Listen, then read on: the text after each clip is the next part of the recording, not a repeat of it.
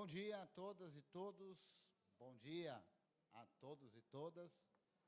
Eu sou o Paulo Creteu, né? E aqui hoje eu vim falar um pouquinho para a gente refletir, né? Eu não sou guru, então para a gente refletir para esse tema. Esse tema pretende ser mais abrangente do que somente o aspecto da tecnologia. Como se libertar da janelagem? Para começar, eu preciso saber mudar o slide, né? Você não quer mudar, Vinícius? Eu não consegui.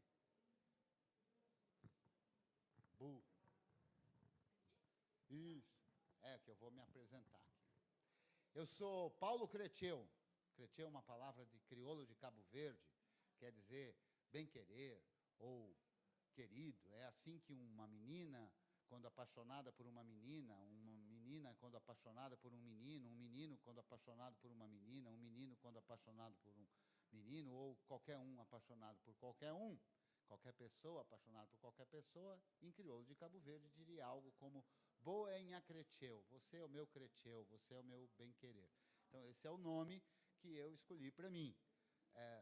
A minha mãe não acha bonito, ela escolheu um outro nome, ela escolheu Paulo, né? Minha mãe e meu pai escolheram Paulo, mas eu escolhi esse aí, que eu acho que Paulo não estava bastando para representar uma ideia de reflexão. Eu sou professor. Professor é aquele que professa, não é? Mas eu não gosto desse tipo de professor.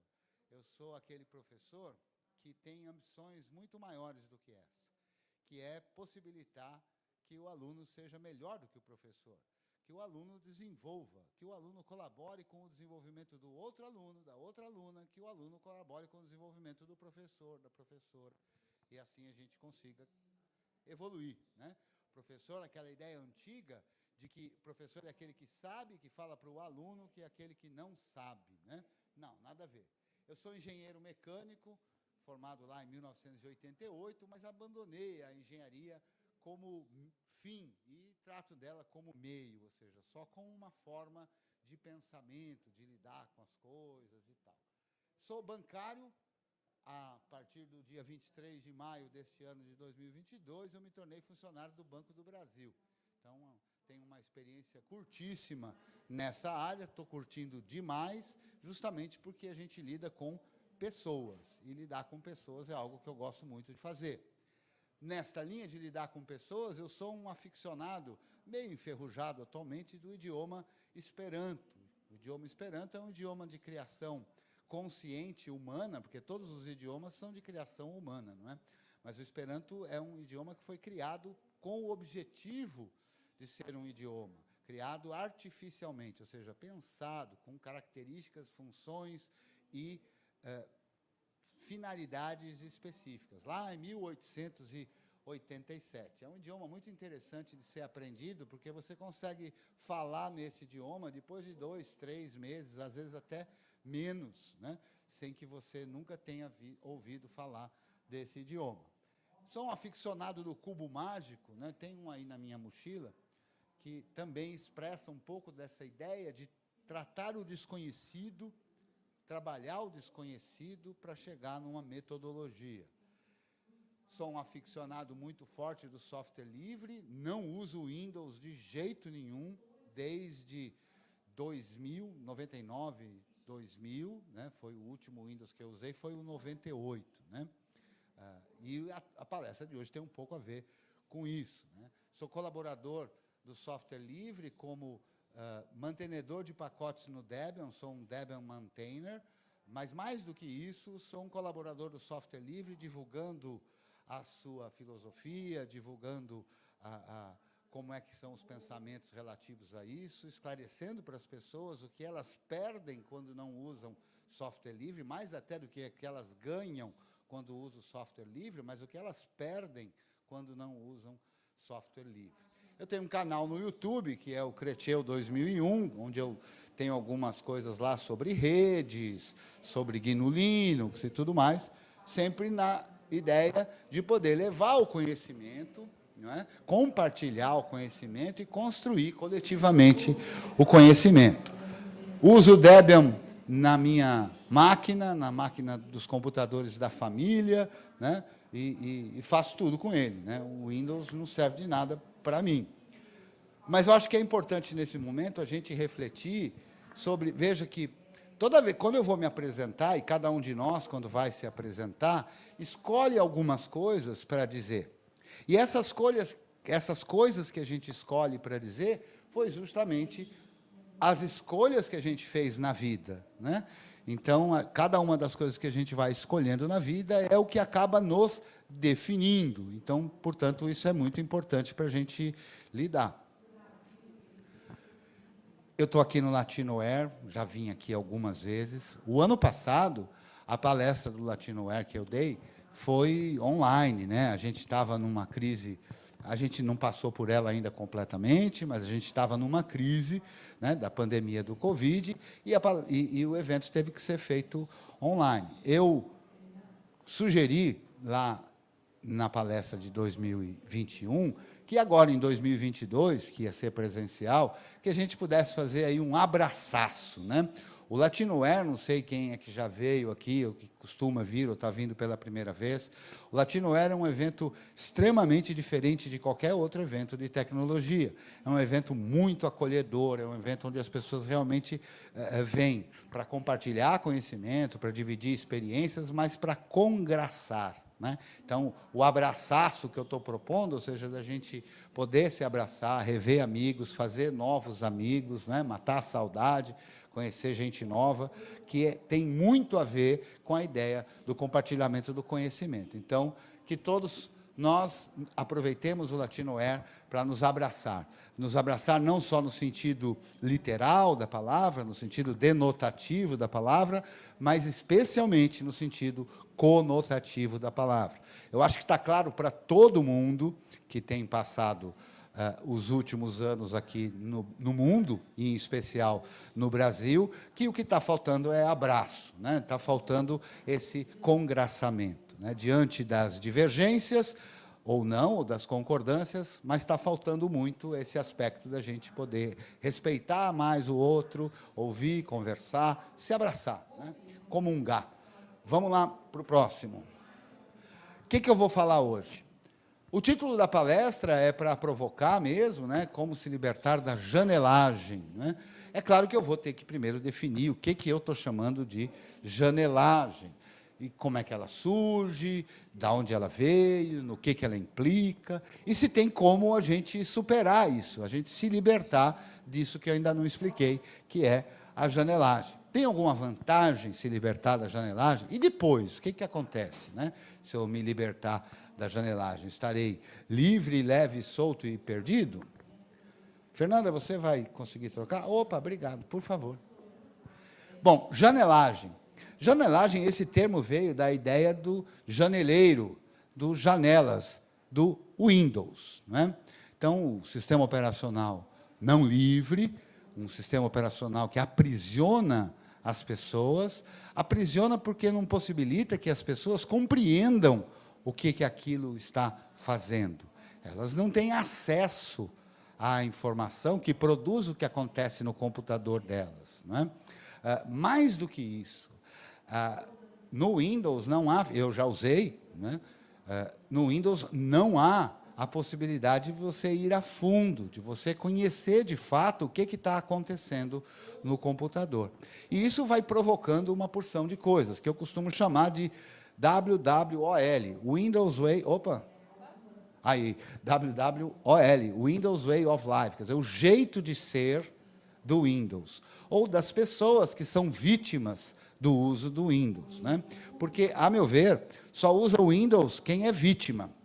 Eu não tenho nenhum tipo de problema com quem usa o Windows. Não tenho ódio de ninguém que dirá... De ninguém, não sei, mas que dirá... Tem uma pessoa que tem muita dificuldade de não ter ódio, né? Mas, enfim, deixa para lá isso. Mas eu não tenho ódio, não.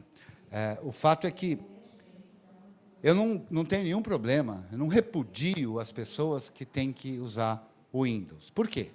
Porque essas pessoas são vítimas. Vítimas de um modelo de distribuição de programas de computador, vítima de um modelo de forma de pensar o mundo, né? Então, a gente não pode ter problema com a vítima. A gente pode ter problema com o algoz, né? Então, a gente vai tentar, de baixo para cima, como um verme, de dentro da estrutura, ajudar as pessoas que quiserem a se libertarem desta forma de pensar. Então, quando eu falo se libertar da janelagem, não é meramente deixar de usar o sistema operacional Windows. Tudo bem, isso é um primeiro passo importante, mas não é só isso. Porque eu conheço muita gente que usa o sistema operacional que eu uso e colaboro, que é o GNU, com o kernel Linux, ou com o kernel Linux Libre, ou com o kernel Hurd, ou com o kernel FreeBSD, enfim, que está aí disponibilizado por aí. Não é isso a questão. A questão não é simplesmente deixar de usar esse sistema operacional, mas a questão é deixar de se livrar daquela forma de pensar. Então, no Windows, a gente vê muitas abstrações limitantes, né? Limitadas e limitantes, que eu, quando pergunto, quem é que conhece e usa, quem é que não usa diariamente GNU com Linux? Aqui, por favor. Como é seu nome? Desculpa, eu não entendi. O Anderson. Então, você já usou o GNU com Linux? Não. Já, mas você usa o Windows diretamente. Como é que faz para instalar um programa no Windows, Anderson? Como que é isso? Pois é justamente isso que eu quero refletir aqui. Não que você, Anderson, em particular, ou qualquer um de vocês, tenha que conhecer com profundidade o uso do sistema operacional. É claro que não. É claro que aqui nesse espaço do Latinoware você vai conseguir esbarrar aí em pessoas, encontrar e conhecer pessoas que gostam de computadores. Mas nem todo mundo gosta de computadores. Boa parte das pessoas, talvez a maioria das pessoas, gostam do que elas fazem com o computador. Então, Anderson, não fique constrangido, não é uma prova isso, eu não fiz isso para tentar te constranger, mas só no sentido de que usar o computador pode ser possível sem entender, de fato, profundamente como ele funciona. Mas se você quiser entender, no Windows não é possível. No GNU, você pode usar sem querer entender, não tem problema, pode. A sua atividade, você quer entender outras coisas, quer entender de medicina, de jornalismo, de sociologia, de psicologia, seja lá do que for, e não de computação. Mas se você está na área da tecnologia, não, olha, o que eu vou falar, não há como aprender tecnologia sem GNU com Linux. É simples assim. Se você está na janelagem, se você está usando um sistema operacional que impede de você aprender, você está muito limitado àquilo que você pode aprender. Então, não é um jogo de torcida, Grêmio e Inter, Curitiba, Atlético Paranaense, essas coisas de ou esquerda e direita, ou azul e amarelo, ou seja lá que cores forem, não é essa a questão. A questão é você poder ampliar a sua cabeça e vai ajudar isso para todo o resto da sua vida, para tudo aquilo que você for lidar. Eu costumo falar que, além dessas abstrações limitadas, é muito comum a gente ver, mesmo pessoas que são da área de tecnologia, usando esse espírito, o espírito da tentativa, né? Eu participo de muitos grupos de apoio, de suporte, e alguém lá fala de um problema. Olha, o meu som não está funcionando. E aí a gente vê muitas respostas. Tenta reinstalar o pacote e tal, tenta rebootar, tenta quer dizer, a pessoa já está ligando, tentando dar uma solução, antes mesmo de entender o problema. Não pode, tá? Alguma coisa errada nisso, né? E essa é a proposta que eu quero refletir. Existe na cabeça de muita gente uma ideia de que os computadores têm alma, eles têm ânima, e mais, eles são sarcásticos. Cara, eu fiz exatamente o que estava no tutorial, mas ele, que eu não sei quem é, insiste em não funcionar. Então, eu quero quebrar isso. Não tem esse ele. Não tem essa coisa na computação de alguém que está lá tentando sacanear, não é? Tentando fazer as coisas não funcionarem. Ou, muito comumente, você que falou que assistiu meus vídeos, lembra do vídeo sobre o modelo OSI, que eu falo da camada 8 do modelo OSI, que não existe, né?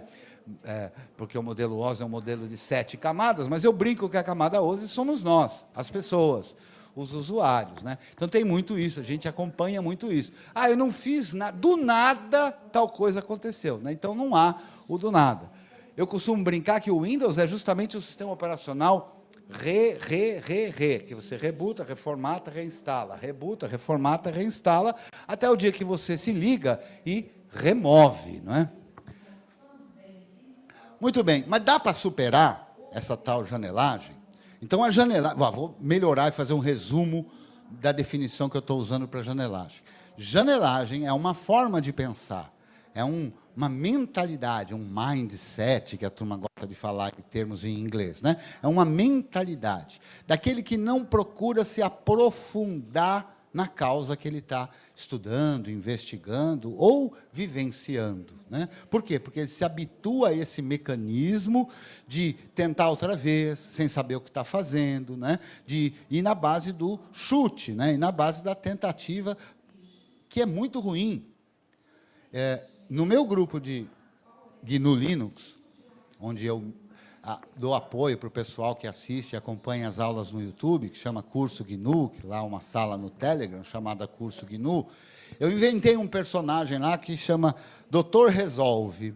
E esse Dr. Resolve tem uma frase que diz assim: mais importante de resolver um problema é entender a sua causa, né?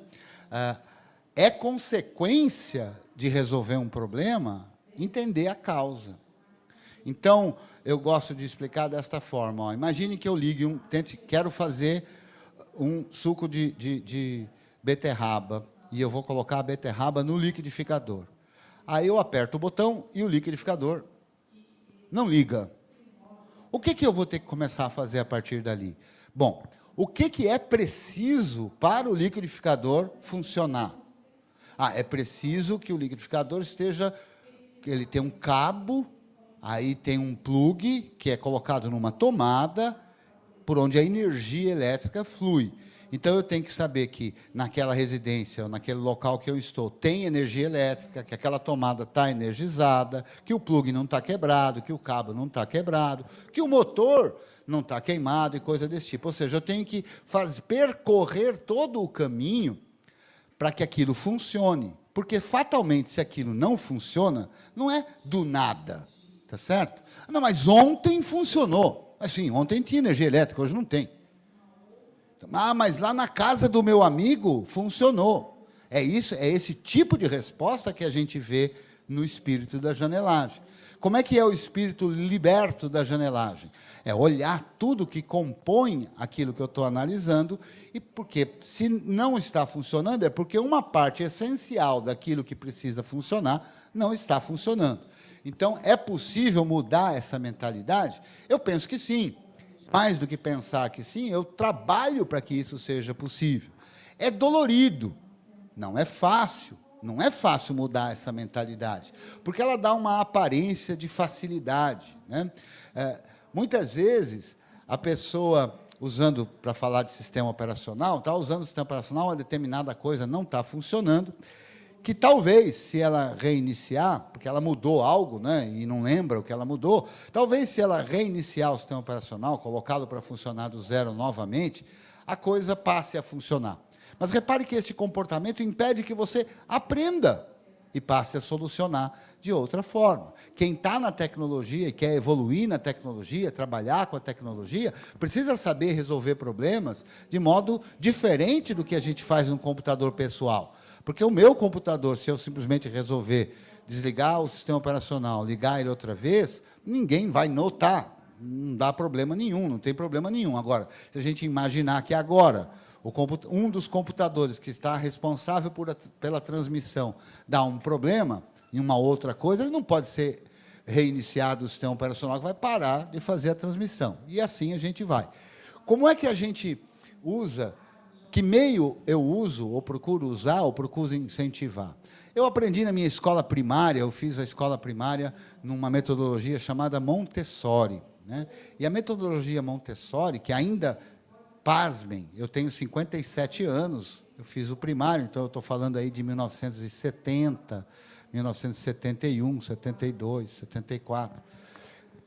Ainda é de vanguarda hoje. Então, é uma metodologia que procura valorizar justamente o pensamento, a dúvida, a questão, né? Eu me lembro, lá pequenininho, né, a professora perguntava, Paulo, quanto é 7 vezes 8? E eu, sem nenhum medo de qualquer tipo de repreensão, dizia, não sei, professora. E a professora dizia assim, Paulo, fala o 7 diferente. Falar o 7 diferente era um acordo que tinha lá que representava falar 2 números cuja soma fosse 7. Aí eu respondi, 1 e 6, professora. De outro jeito, 2 e 5, professora. Ah, então o 7 diferente é 2 e 5. É. Paulinho, quanto é 2 vezes 8? 16, professora. Afinal, a tabulada do 2 a gente decorava fácil. E quanto é 5 vezes 8? Ah, 5 vezes 8 é 40. E quanto é 40 mais 16? 56, professora. Paulinho, quanto é 7 vezes 8? Então, repara o que essa professora está fazendo nesse exercício. Nesse exercício, a gente está aprendendo, primeiro, estritamente falando, a propriedade distributiva da multiplicação, que diz que o produto da soma é igual à soma dos produtos. Bom, beleza. Mas mais do que isso e mais profundo do que isso, é que eu estou ali exercitando algo que vai me servir para o resto da vida, que é o aproveitar informações que eu disponho. Então, eu sei que 2 mais 5 é 7. Eu sei que 2 vezes 8 é 16. Eu sei que 5 vezes 8 é 40. Então, eu aproveito uma informação que eu conheço, trabalho ela, junto ela de uma maneira lógica e obtenho uma que eu não conhecia, que é 7 vezes 8.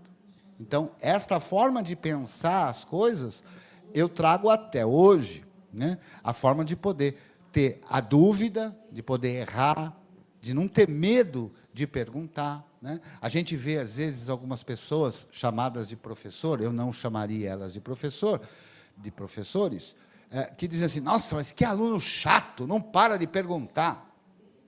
A meu ver, um professor adora quando um aluno pergunta, porque quando um aluno pergunta, isso faz parte do processo da educação, do interesse dele, e ajuda todos os outros. Aliás, fiquem à vontade para interromper a qualquer momento e perguntar qualquer coisa, né?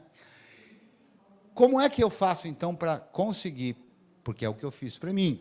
Eu tenho uma maneira, penso eu, toda peculiar de ensinar, né? De ajudar a pessoa a aprender. Então, a primeira coisa que eu tenho é assim, professor nenhum ensina, ele ajuda uma pessoa a aprender. Não há como, se eu tenho um conhecimento aqui, eu transmitir, levar o conhecimento para a sua cabeça. Não. O processo de aprendizagem não acontece em mim, quando eu estou ensinando. O processo de aprendizagem acontece na cabeça de quem está disposto a aprender. O professor é, de uma certa maneira, um facilitador disso, né, que dá umas orientações, faz umas perguntas aqui e acolá, né, mas ele não impõe, ele não deve impor e colocar uma informação dentro da cabeça do aluno. Então, a gente, para conseguir entender, a gente precisa trabalhar aprendendo conceitos, ou seja, a coisa básica. Básico é uma palavra que é muitas vezes usada para dizer que é algo simples, né? Para quem está começando e pronto. Ah, não, o básico eu já sei. Mas a gente vê que as pessoas, às vezes, não sabem o básico, ou seja, aquilo que é da base. Então, eu sempre gosto de trabalhar a base. Então, é mais ou menos como se, na Universidade da Tecnologia, eu sou aquele professor do início dos estudos, da base, né? Quando a gente tem um conhecimento sólido na base, a gente se vira do mesmo jeito que a gente fez aquela brincadeira dos 7 vezes 8. E, para isso, a gente cria certos modelos mentais, que é o que a gente faz quando estuda qualquer coisa. Quando estuda qualquer coisa, quando a gente começa a observar alguma coisa, a ciência faz isso, né? Ela observa um fenômeno e começa a interagir com o fenômeno, criando um modelo mental, quer dizer, criando o modo como aquela coisa funciona na cabeça dela. E à medida que ela vai testando isso, ou seja, não, pera lá, pelo meu modelo, se eu fizer isso, deve acontecer aquilo. Quebra a cara, não acontece aquilo. Então, aquele modelo não está ok, ele precisa ser revisto. E assim a gente vai trabalhando isso. Então, imaginar o modelo de como tudo funciona, né? Então, no liquidificador, tem a tomada está ligada a uma fonte de energia que chegou numa subestação, fio para todo lado, que veio e passou aqui do lado, na Itaipu, né? A gente está aqui no evento promovido pela Itaipu Binacional, né? A energia foi, andou, blá, blá, blá, chegou ali. Veja, eu não sou engenheiro elétrico, e não estou falando da física disso tudo, mas ainda, no básico, apenas a compreensão inicial. Cada um vai se aprofundar onde quiser. Mas qualquer pessoa pode compreender que tem lá a energia que chegou na tomada, passou por aquele cabo no liquidificador, chegou lá numa peça maluca, que talvez eu não saiba ainda direito como ela funciona, mas ela é um motor. Aí alguém pode explicar, mas o que é esse motor? É assim, você coloca energia, daqui a pouco eu explico como é que isso funciona, mas você coloca energia e aquilo gira. Pronto, isso é um motor. Ah, tá bom. Como é que a energia chega? Como é que a energia, ao chegar, faz aquilo virar? Fica por um segundo momento numa explicação desse tipo, mas você já entendeu aquilo. Então, você já sabe tudo que está envolvido e criou um modelo. Então, fica fácil de você começar a operar, resolver um problema quando o teu liquidificador, por exemplo, não funcionar. Você vai ligar ele numa outra tomada, você vai ligar um outro equipamento naquela tomada que você está querendo ver se está ou não funcionando, você vai olhar e tentar mexer no interruptor para você ver se você tem energia elétrica, enfim, você vai testando cada uma das partes. E você, para poder fazer isso, precisa ter um modelo mental na sua cabeça. Eu costumo dizer para os meus alunos, na hora em que a gente começa a falar na solução de problemas, é que a gente, num primeiro momento, foca no problema, não na consequência do problema, mas no problema. Ou seja, naquilo que realmente é a causa daquela consequência que nos incomoda, né? Não existe remédio contra febre. A febre é uma consequência de algo que ocorre no nosso organismo, né? Existe até meios de reduzir a febre, né? Mas aquilo é o efeito, não é a causa. Então, no primeiro momento, a gente precisa ter foco no problema, entender o problema. Qual é o problema que eu tenho? E, para isso, pode parecer fácil, mas, às vezes, não é tão simples entender qual é o problema. Precisa ter esse modelo mental bem formado. E construir, coletivamente, de preferência, uma metodologia de solução de problemas, né? Tem até um vídeo meu aqui no YouTube, né? No meu canal do YouTube, falando sobre solução de problemas, etapas que a gente, de forma genérica, precisa seguir para resolver problemas. É claro que, via de regra, o meu foco é o da minha área de atuação, que é a tecnologia, mas isso pode se ampliar. Por favor, Fernando. A ideia toda foi muito bem sintetizada, não precisa ter sido criação dessa figura que eu estou usando aqui para ilustrar, inclusive meu xará, né? O Creteu Freire, o Paulo Freire, né? Do senso crítico, né? Então, a minha proposta de ensino, a minha proposta de ajudar quem quiser se libertar da janelagem, ela envolve o senso crítico de maneira coletiva, solidária, né? Todo mundo aprendendo junto, na troca, né? Aprender e ensinar é um ato político, mas é também um ato de amor. Quem ensina, aprende. Isso não é bobagem de professor velho. Isso não é demagogia. De fato, quando você explica, vou parafrasear um professor que eu adoro, que é o Clóvis de Barros Filho, e ele fala numa das suas palestras, é impressionante como eu entendo tudo que eu explico. De fato, quando a gente explica alguma coisa, a gente entende. Mas e o outro? Não é? Então, quando a gente está numa aula, a pergunta do outro denota especialmente que a minha fala não foi suficientemente clara, pelo menos não para aquela pessoa, porque nós somos distintos. Então, a minha explicação, que fez um colega entender, não é a mesma explicação que vai fazer um outro colega entender. Então, a aula engrandece. Então, quando você... Como é teu nome? Ana. A Ana veio aqui mais cedo e comentou que ela aprendeu a calcular máscara de redes e tal, papapá. Então, você deve se lembrar da história dos prédios, né? Uma analogia que eu uso para explicar as redes, o que é a rede, se dois computadores estão ou não na mesma rede, tudo, eu uso muito as analogias, né? E as analogias, via de regra, surgem justamente na hora da tentativa de explicar para alguém que a minha explicação anterior não foi capaz, não foi suficiente. Aí a gente cria analogia. Quando a gente chega na aula, lá no canal, Ana, aí a analogia já está pronta, né? Porque a gente já veio usando várias vezes, não é ali na hora, né? Mas é assim que a coisa vai. Então, a gente vai aprendendo de fato. Educadores e educandos, mutuamente, praticando esse ato político de amor, que é a aprendizagem. E esta forma de aprendizagem, ela é libertadora, ela é emancipadora, porque esse é o objetivo. Eu não sou, e nem gosto, e nem tenho guru. Guru é aquele que fala uma coisa, né? Então, eu falo isso muito para os meus alunos. Eu falei uma coisa na aula. Se alguém te perguntar, não vale responder que aquilo que eu falei é o que é, porque o Creteu falou que é. Grande porcaria o Creteu ter falado o que é. Eu não fiz nada. Isso é a tal da falácia da autoridade. Então, o importante é você, quando está numa aula, quando está ouvindo alguém, é você ouvir, refletir sobre aquilo, para você criar na tua cabeça o teu próprio modelo, e lá na frente, quando você estiver conversando com alguém, você dá as suas próprias explicações, da sua própria compreensão, né? Então, isso faz você ter liberdade, faz você se emancipar. Por favor, Fernanda. Tem muita gente que fala, mas tem gente que tem o dom de aprender, né? Isso é uma das coisas mais bobagentas que tem aí, né?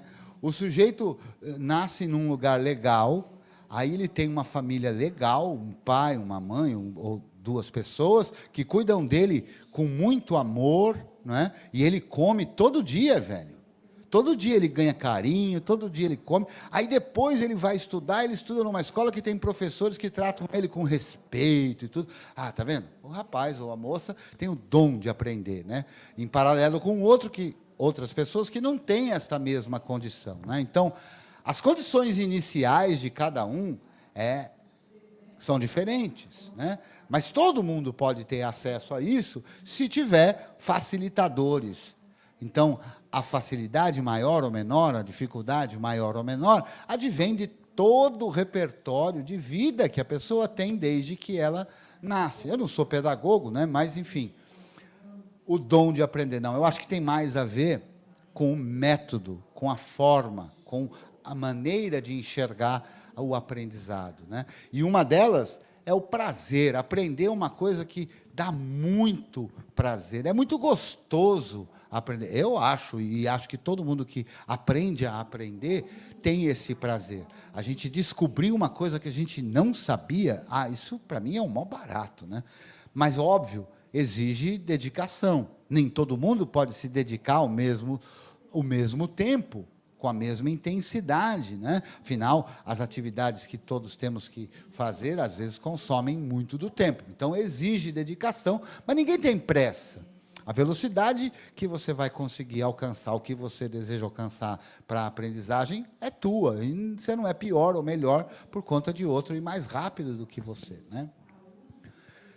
Qual é a abordagem que eu uso, então, para a construção do modelo mental e, para isso, a libertação? Análise, composição, analisar. Analisar significa, fundamentalmente, separar em partes, né? Pegar cada uma das partes, tudo que compõe, como é que elas se interligam, como é que elas funcionam, como é que, a partir daí, a gente soluciona problemas, né? O espaço da aprendizagem, a meu ver, tem que ser o espaço bem-humorado, brincalhão, né? Eu gosto muito de brincar nas minhas aulas, e eu acho que as pessoas rirem, se sentirem confortáveis, é fundamental, né? Eu me lembro, na mesma escola que eu estudei, não a montessoriana, mas depois numa outra, né? Eu estudei um tanto na montessoriana e depois estudei numa outra. O que acontecia na tabuada? Eu dei o exemplo da tabuada dos 7 vezes 8. A minha irmã, que estudou numa outra escola, tinha um irmão, como era chamado, um alemãozão assim, de 1,90 m, que de surpresa entrava na sala de aula e perguntava: quanto é 7 vezes 8? Quanto é... Não há como aprender nesse espaço de opressão, nesse espaço, não tem como aprender, né? E aí as coisas acabam interferindo no resto da sua vida, de como você lida com a aprendizagem, né? Então, eu tenho muito pouco mérito nisso tudo, né? Eu tenho uma condição inicial da escola montessoriana que possibilitou isso, né? Ah, você não teve a mesma condição, você não teve a mesma condição, não tem problema, não adianta a gente ficar choramingando isso. A gente tem que passar a enxergar a coisa de uma forma diferente, se libertando daquilo que está sendo nos imposto. Então, libertar da janelagem é a gente conseguir se libertar daquilo que vem sendo imposto a nós, seja no software, seja em qualquer outra coisa. Então, na real, o que eu quero dizer aqui com na real? Qualquer um que tenha visto algum laboratório meu, e mesmo aula, eu erro. Olha, pasmem, professor erra. Oh, grande coisa. Professor é aluno e a gente erra. E isso não pode, nem deve, a meu ver, ser escondido. Então, em cada aula, acontece de eu errar uma palavra, acontece de eu fazer uma coisa errada, e isso fica gravado, está lá, ao vivo. Por quê? Porque eu tenho que desmistificar isso, né? Eu não posso... Aqui, por exemplo, é um espaço legal, porque não tem tablado, né? O espaço da sala de aula, onde tem um tablado, colocando o professor ou a professora acima dos alunos, é claro que talvez isso tenha sido feito para as pessoas poderem enxergar melhor e tal, mas aquilo tem uma representação simbólica. O professor não está acima, então o tablado a mim incomoda, né? E como é que o aluno tem essa percepção? Quando ele vê o professor errar, quando ele vê o professor colar, aí eu colo direto. Ah, você acha que eu vou lembrar tudo que é comandinho, que é coisinha que a gente tem que digitar? É evidente que não. A gente acaba por decorar aquilo que a gente usa mais, né? Mas quando eu não lembro, eu tenho lá o que eu chamo de os meus alfarrábios, eu vou lá e pesquiso. E é isso que se espera de um solucionador de problemas, é isso que se espera de quem está lidando com a tecnologia. É você conseguir descobrir, é você conseguir ir atrás da informação. Não procure, e a gente vê muito isso nos grupos, olha, o meu som não está funcionando, o que eu tenho que fazer? Parece uma coisa assim que tem uma receitinha mágica, ó, você aperta essa tecla, aquela tecla e pronto, está tudo funcionando. Não é assim, a gente tem que exercitar esse processo. Então, este método, a metodologia de você pegar a situação e sair analisando, sair fazendo tudo isso, vai servir, obviamente, para a vida. Fernanda, por favor. E depois, o que acontece quando você, aos poucos, vai se libertando da janelagem, do pensamento raso, né? A gente está passando uma época no mundo onde fica claro que a gente está vivendo um espaço de obscurantismo, né? E aí a gente vê terraplanista, antivacina, anticiência, né? Todas essas coisas são pessoas vítimas de um modelo que visa, veja, o modelo não é ruim. A educação no Brasil, por exemplo, não é ruim, ela é excelente para o propósito que ela tem. E o propósito é produzir janelagem, janeleiros. É o propósito de produzir pessoas sem consciência social, sem consciência política, e muitas vezes sem consciência humana, né? Então, se libertar da janelagem vai dar para você que está trabalhando com tecnologia muita confiança.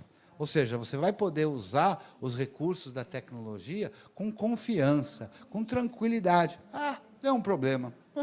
Vamos lá, vamos analisar, vamos ver, vamos descobrir. Então, a tua relação com os objetos de tecnologia passa a ser mais fluida, mais tranquila, mais suave. E o que isso vai proporcionar em você? Você vai adquirir características cada vez mais, características de quem é capaz de solucionar problemas.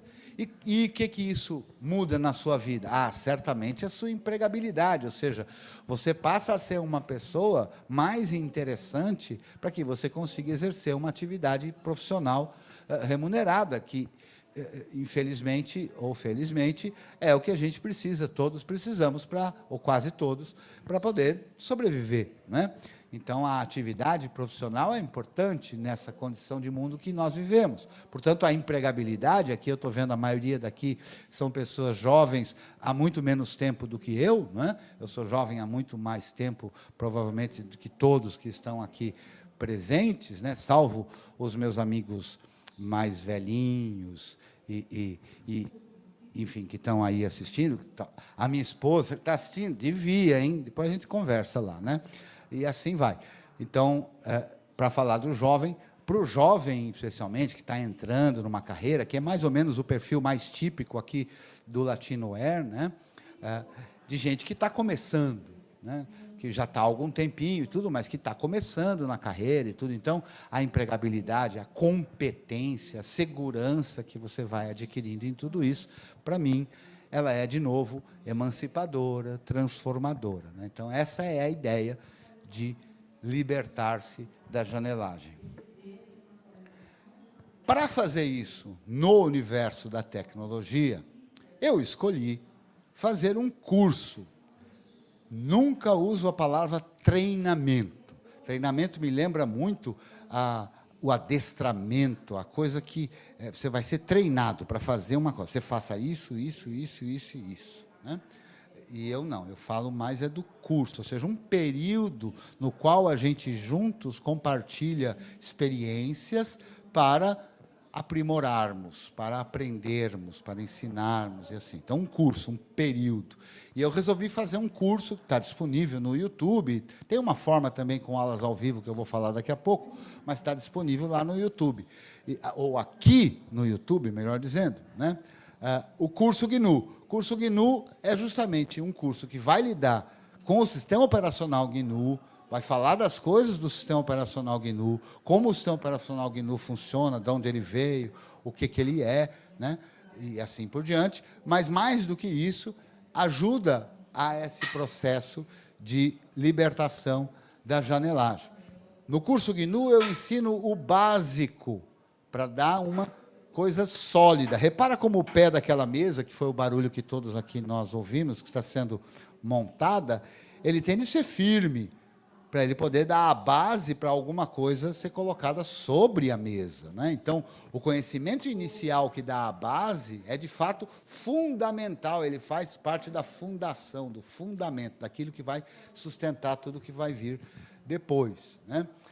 No curso GNU é exigido que você se dedique, que você faça práticas, né? Exercite mesmo a coisa. Então, aí, desta forma, vai servir tanto para você aprender GNU Linux, como outras coisas. O que a gente tem lá? No meu curso GNU, a gente, com as aulas ao vivo, a gente usa o site de videoconferência, o software livre Jitsi, e os alunos e alunas que estão inscritos neste curso acessam a sala e a gente faz lá um bate-papo, né? Onde eu dou a minha aula, onde tem a participação do aluno, é o melhor possível no quesito estar em videoconferência, né?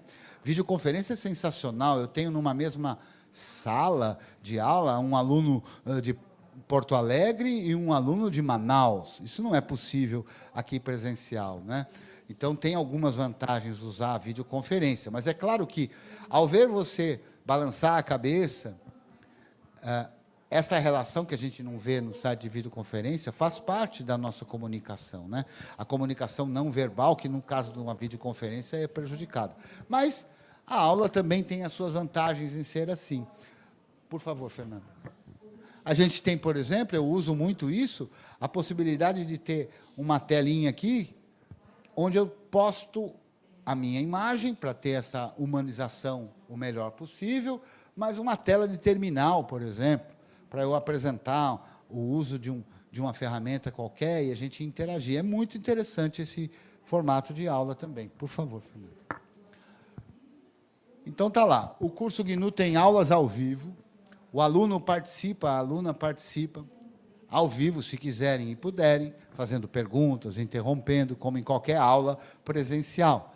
Mas eu gravo todas as aulas. E, ao gravar todas as aulas, eu posso disponibilizo de maneira livre para os alunos e as alunas, para que eles possam ver, assistir quando quiserem, compartilharem, criarem trabalhos derivados.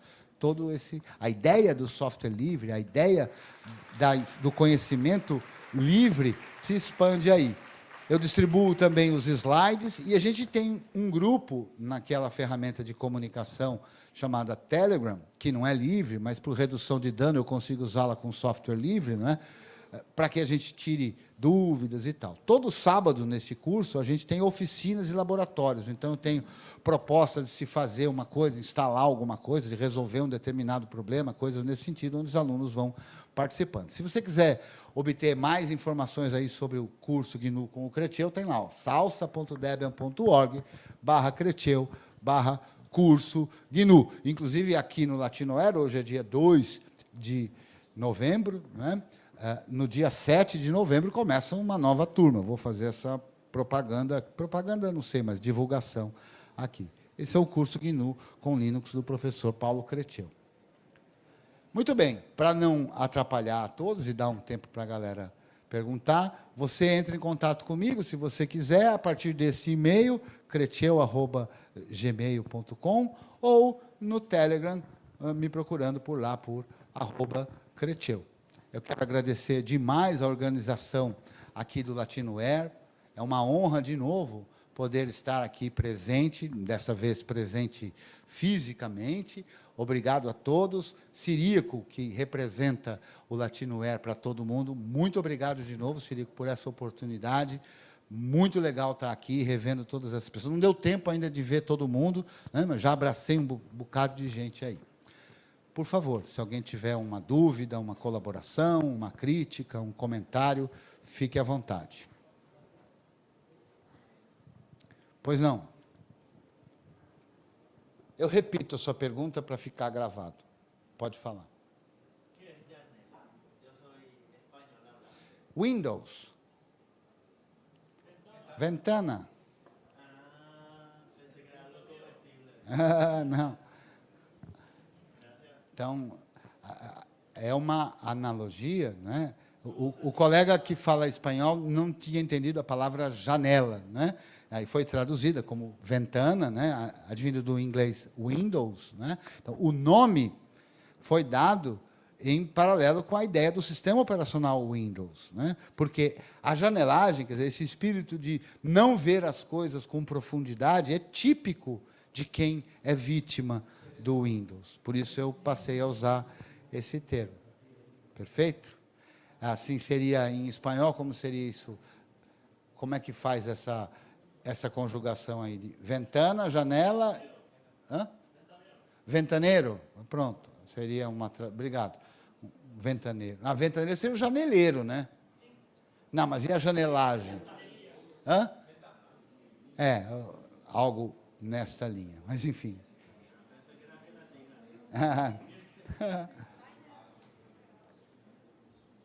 Diga. Nenhuma dúvida? Nenhum comentário?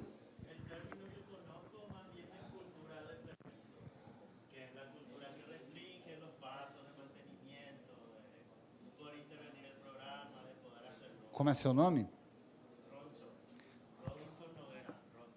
Ronso. Ah, obrigado. Ele comenta, o Ronso, de não permitir as coisas, não é? E de esconder as coisas. Eu, inclusive, falo muito sobre isso na hora que a gente está falando no curso GNU. A gente acompanha muito o janeleiro, aquele que é vítima do Windows, né? Ah, o sistema não permitiu, o Windows não aceitou, não é? Que isso mostra justamente qual é a relação que a pessoa humana tem com esse sistema. É uma relação de submissão. De fato, a pessoa é submissa ao sistema operacional Windows, se ela é vítima de usá-lo, não é? Mas repare que essas palavras não são à toa. Não aceitou, não permitiu, né? Não reconheceu. São tudo palavras que põem a responsabilidade das coisas no outro e eu não tenho nada a fazer, né? Num GNU, não tem essa percepção. Essa percepção é uma percepção dada por você. Você é o dono. Então, você não conseguiu funcionar, que funcionasse, você vai e conserta. Então, não tem ninguém acima de você, é você controlando. Aqui, um pouco antes, eu cheguei aqui antes, não foi, Fernanda, para não dar nenhum problema, eu cheguei aqui antes para poder passar para a Fernanda, né, o PDF, o arquivo de PDF da apresentação de slides. E aqui, os computadores que estão sendo utilizados aqui, estão sendo utilizados com o sistema operacional Windows, né? E aí o que acontecia? O que acontecia é que eu peguei o meu pendrive e plugamos lá no computador, aí você perceba como é um espírito não científico. Ao colocar o pendrive num computador que está rodando Windows, apareceu uma tela dizendo: este pendrive não está formatado. Quer formatar? Você pode achar que isso é normal, né? Ele não reconheceu. Normal. Isso não é nada normal. Isso demonstra a mentalidade. Que mentalidade é essa? É a mentalidade idiota, no sentido estrito da palavra idiota, que é aquele que só vê a si mesmo. Então, o que tem de científico isso? Quer dizer, o sistema operacional não entende aquela forma de formatação, não entende aquele modelo de formatação. Então, aquilo que ele não entende, que ele não conhece, não existe. Isso é o pensamento idiota. Então, ele mostra essa tela, dizendo: este pendrive não está formatado. Deseja formatar? Como é que seria isso num GNU? Se você inventar, ou alguém inventar uma forma de formatar um pendrive diferente, você pegar esse pendrive e colocar no GNU, a mensagem vai ser diferente. A mensagem vai ser assim: não entendo esse formato. Este formato é um formato que eu não conheço. Formato desconhecido. Isso é o pensamento científico. Né? O pensamento científico não se limita à existência daquilo, exclusivamente daquilo que eu conheço. Né? Então, é essa mentalidade que a gente, a meu ver, precisa mais do que nunca, no Brasil, no mundo, quebrar. A mentalidade do estúpido.